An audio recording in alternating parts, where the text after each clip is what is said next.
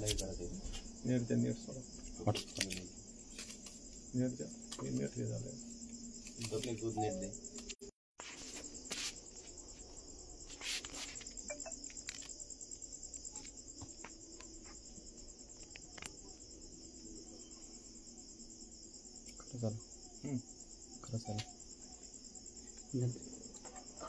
सगळ्यांना जय शिवराय। आपण 4 जूनला अंतरवालीत उद्या आमरण उपोषण करणार होतो, ते आता पुढे ढकललेले, त्यामुळे अंतरवालीकडे एकाही मराठा बांधवांनी उद्या येऊ नका, आज रात्री सुद्धा येऊ नका कोणी, ही सगळ्यांना विनंती। आपण ठरवलं होतं की 8 जूनला अंतरवालीत आमरण उपोषण करायचं, परंतु आपलं आमरण उपोषण करण्यासाठी काय मन लागत नाहीये तिथं त्या गावात, म्हणजे अंतरवालीमध्ये। कारण पण असं आहे की गाव चांगलं आहे, त्यांच्या गावाला आपल्यामुळे अडचण येते असं जर त्यांचं म्हणणं असत तर गाव अडचणीत येऊ नये, गावचे लोक अडचणीत येऊ नये, ही आपली भावना आहे। त्याच्यामुळं आपलं तिथं आता आमरण उपोषण करायला मन लागत नाही, त्यामुळं आपण आंदोलन 8 जूनला कुठं करायचं, काय करायचं हे ठिकाण समाजाला विचारून पुन्हा ठरवून तुम्हाला सांगेल अशी माझी आत्ताची भावना आहे। या वेळेला मी ज्यासाठी असं सांगतोय, ज्यासाठी हा व्हिडिओ बनतोय, त्या माध्यमातून जाहीरपणानं सांगतोय की ते गाव अडचणीत यायला नको। कारण काय असतं, एखाद्या वेळेस जर आता समाजाचं काम होऊ द्यायचं नाही असं जर एखाद्याने ठरवलं आणि षडयंत्र जर रचलेलं असलं, दिसतंय ते सरळ सरळ रचलेलं जर असलं की स्वतःचीच गाडी स्वतःच फोडून घ्यायची, काही करायचं असं जर काही अंदाज असतो, मग तो गावावर ढकलायचं, मग पुन्हा षडयंत्र सरकारने रचलेलं आहे,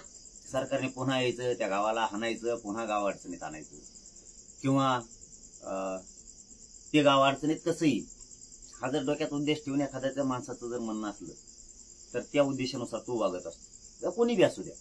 त्याच्या मनात जर उद्देश भांडण करायचा असला तर तो मुगम कोणाला बोलतो, भेटतो, रामराम करतो, काय चाललं विचारतो, असली भाषा वापरतो, कोणाच्या मुद्दाम घरी जाणार, गावात फिरणार, त्याचा उद्देश असा असतो। मग अंदाजा तेव्हाच लक्ष देतो, कारण आपण महाराष्ट्रभर काम करतो, तेव्हाच उद्देश लक्ष देतो, मला कुणीतरी बोलावं, मला कुणी शिव्या द्याव्यात, मला कुणी गावाच्या बाहेर जा म्हणावं, अशा उद्देशानं तो समोरचा माणूस करीत असतो। नसता ज्याला हे करायचंच नाही, काही घडून आणायचं नाही, तो माणूस असं करत नाही, गप घरी राहतो स्वतः। पण जो गल्लोगल्ली हिंडतो, काही असे उद्देश असतो मग त्या पाठीमागचा, मला कोणतरी बोललं पाहिजे, किंवा गाड्या लावून आणायच्या स्वतःच्या मुद्दा, की कुणीतरी फोडली म्हणायचं किंवा स्वतःच फोडायचं, असा उद्देश काहीतरी करायचा।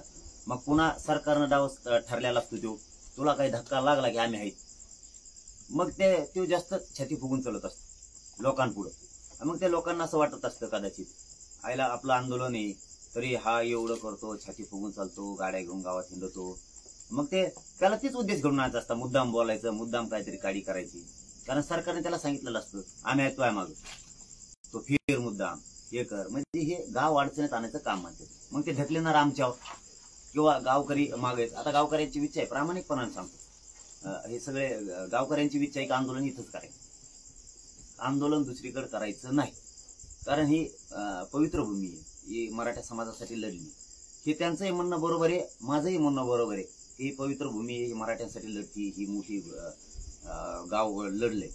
पण जर आता एखाद्याने गाव अडचणीत आणणं ठरलं, मग ते थोडे असते बोटानं माझं येत, 4-5 हजार लोकसंख्या आहे गावाची, बाकी ही कुठून असेल गाव, पण जर 4-5 जणांनी ठरवलं की असंच घडून आणायचं, सरकार आपल्या पाठीशी, तर ते होऊ शकतं, गाव पुन्हा अडचणीत येऊ शकतं। मला गाव अडचणीत आणायचं नाही, अंतरवाली गाव हे मला अडचणीत आणायचं नाही, आणि त्यांचं जे काय म्हणणं आहे की जातीय लोक गावात बोलत नाही, कोणी आमकं नाही, कोणी तमकं नाही, कोणी ते राहिला नाही, कोणी कोणाला, तुमचं गाव तुम्ही गुन्हे गोविंदाने नांदा, तुम्ही सुखात राहा, तुमचं गाव अडचणीत येऊ नये ही माझी इच्छा नाहीये, तुम्ही तुमचं गाव प्रेमानं राहा, माझ्यामुळे तुमच्या गावाला अडचणीत यायचं काम नको, म्हणून माझीच अशी इच्छा झाली। आता त्यांचा खूप हट्ट होता, आता हे सगळेजण आहेत, पण माझीच इच्छा आहे की नको, आपण त्या गावात नाही केलेलं बरं, कारण हे लोक घडून आणतील, पुन्हा ते माझ्या समाजाला डाग लागेल महाराष्ट्रात की मराठ्यांनी असं केलं, घडतील हेच काहीतरी दंगल घडवून आणि ते पुन्हा पोलिसांच्या हातून पुन्हा आंतरवालीला मार बसवते आणि पुन्हा ते म्हणणार की आम्ही निवेदन दिलं होतं, कायदा सुव्यवस्था बिघडणारी, गावाला त्रास होणारी, गावावर हल्ला होणारी, असं होणारे करणार तेच घडून आणणार. शेवटी मराठ्यांनीच मराठ्यांना हरवायचं ठरवल्याच्या नंतर उद्देश मनात जर पक्का असला की हे करायचंच तर ते करू शकते. त्याच्यामुळं माझीच इच्छा आहे की आपला शक्यतो म्हणतोय मी, आंतरवालीत आपल्याला 8 जूनला उपोषण नकोच आहे. आपण ते कुठं करायचं, काय करायचं ठिकाण तुम्हाला लवकरच मराठा समाजाला आपण कळू. पण मी हटत नाही, मी समाजाला विचारणार, मी बाहेर पडणार.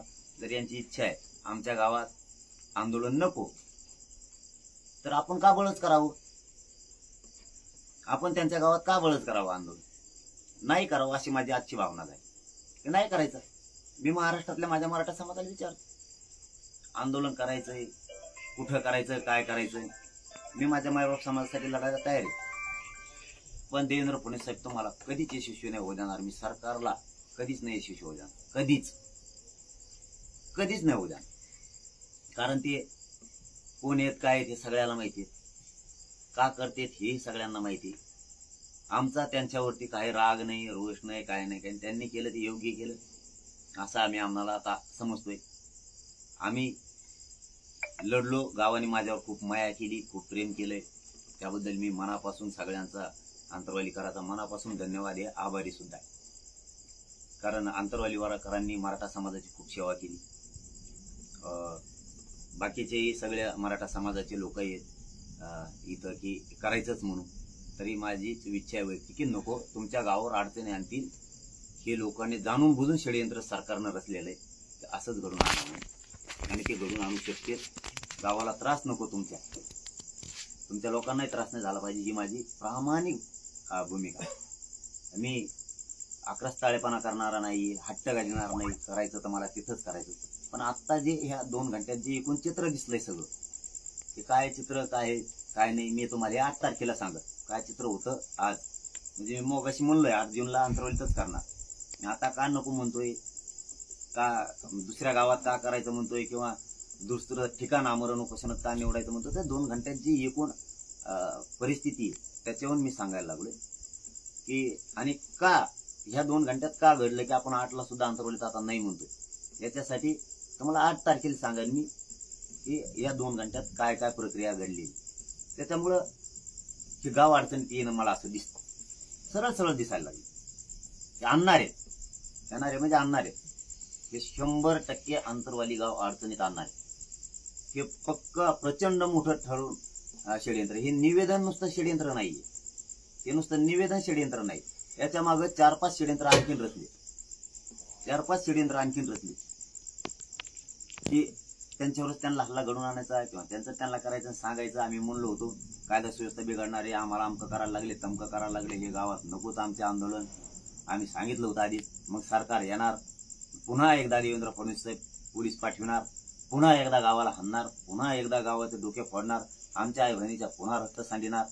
हे आंतरवालीतले. त्याच्यापेक्षा त्यांच्या बोलण्याच्या शब्दावर खूप लक्ष देणं गरजेचं. त्यांनी निवेदन देताना काय बोललेत याच्यावर खूप महत्वाचं. त्याच्यामुळं त्यांचं गाव अडचणीत यायलाच नको. त्यांची इच्छा आहे आंदोलन बाकीच्यांची गावकऱ्यांची की करायचंच म्हणून. परंतु तुम्ही चांगलं काम केलं, नाही करायचं म्हणून आम्ही करायचं म्हणलो होतो तरी पण 8ला. पण आमच्या एकूण लक्षात आलं की तुम्हाला ते सरकार घडून आणणार. त्यांना दोष देऊन काही उपयोग नाही, सरकार घडून आणते त्यांच्या माध्यमातून. हे मराठ्यांचं टप्प्यात आलेलं आरक्षण आहे, हे मिळू द्यायचं नाही. शेवटचं आसरं त्यांनी गावावरच वापरले, शेवटी गावाच्याच हातानं, आणि हे लांब करायचा प्रयत्न केला. पण त्याच्यात असं होईल आम्ही जर हट्ट केला इथंच करायचं तर ते मात्र पुन्हा हल्ला घडून आणणार गावाला. आणि हल्ला घडून आणणार, पुन्हा आमच्या आई बहिणी किंवा गावकऱ्यांना त्रास होणार, गोरगरिबांना त्रास होणार, लेकरा बाळांना त्रास होणार, आणि ते मग सहनशीलतेच्या पलीकडे जाईल. त्यापेक्षा 8ला आंतरवालीत नकोच आहे असं माझं आत्ताचं मन म्हणतं. दादा तुम्ही म्हणताय 8ला नकोच आहे.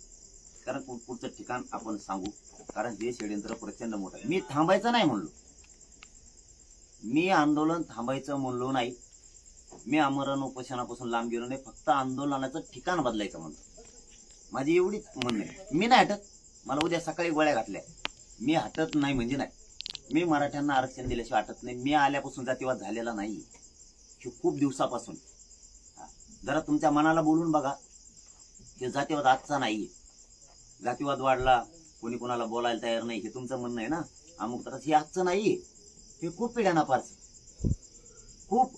हे मी करत नाहीये. मी फक्त माझा मराठा समाज जागृत केला, त्याचा स्वाभिमान जागा केला. आणि मीच इमानदारी विकू शकत नाही म्हणजे नाही. मी इमानदारी विकू शकत नाही, हटू शकत नाही. भेद फित मी कधीच नसतो आणि भेणार बी नाही कधी. फक्त ठिकाण बदलायचंय एवढंच, की आता त्या गावकऱ्याचे उपकार म्हणून 8-10 महिने लढले ते. आता ते आपण असं समजू, ते त्यांना आता थोडा आराम देऊ, आपण दुसरीकडे आंदोलन उभा करू, काय अडचण नाही. महाराष्ट्रात कुठंही करल, मला जिथं वाटेल तिथं करीन. मी अगोदर माझ्या मराठा समाजाला विचारतो, मी काम करू का नको मराठा समाजाचं. ते जर नाही म्हणले तर करणार नाही. ते जर म्हणले उपोषण आंदोलन करा नका करू, करणार नाही. ते म्हणले करा तर करल. मी माझा दैवत मायबाप समाज मराठा समाज, मी मराठा समाजाला विचार. माझा दुसरा कोणी मालक नाही, मराठा समाज. मी राज्यात बाहेर पडल, मी गावोगावी जाईन माझ्या मराठा समाजाच्या, त्यांना विचारेन काय करायचं म्हणून. मी माझ्या मायबाप समाजाच्या गावागावात जाईन, जिल्ह्यात जाईन, तालुक्यात जाईन, राज्याबाहेर जाईल मी त्यांच्याकडे आणि त्यांना जाऊन विचारेन.